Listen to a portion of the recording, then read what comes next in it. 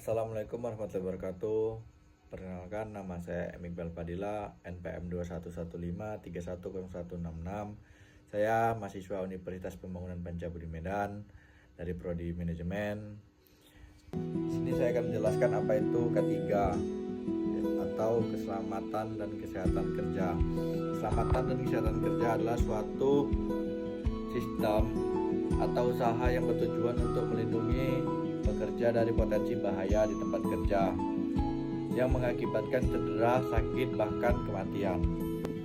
Di sini selanjutnya saya akan menjelaskan tentang faktor-faktor risiko kecelakaan kerja.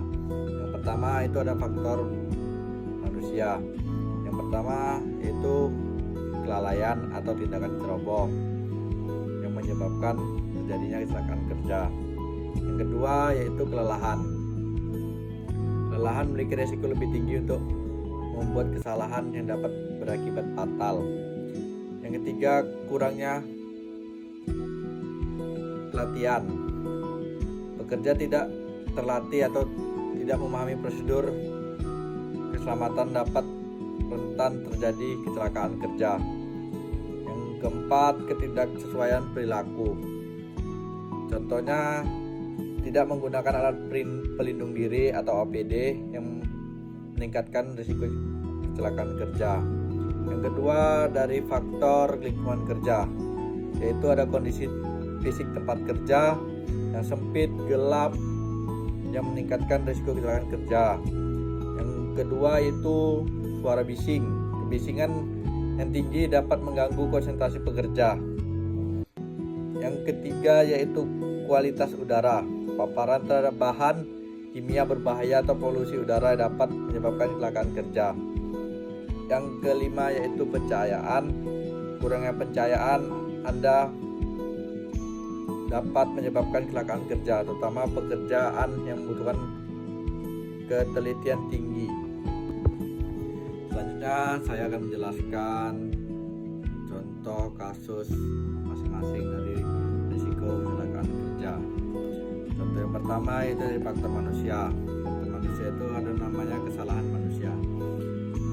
Yaitu contoh kasusnya seorang pekerja di sebuah pabrik mesin yang tidak mematuhi prosedur pengoperasian alat, mencoba untuk memperbaiki mesin yang sedang beroperasi tanpa mematikan daya terlebih dahulu. Akibatnya, pekerja tersebut terkena kecelakaan mesin dan mengalami cedera parah di tangannya. Yang kedua dari faktor kelelahan.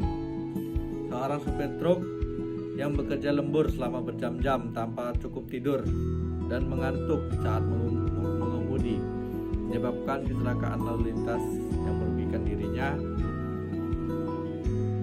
dan pengguna jalan lainnya.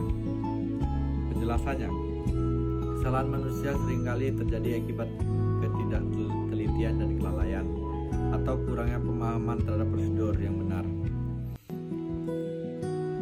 Yang kedua, faktor lingkungan kerja. Di sini ada contoh kasusnya itu kondisi lingkungan yang buruk. Di sebuah gudang penyimpanan barang terdapat banyak kabel yang berserakan di lantai dan pencahayaan yang kurang baik.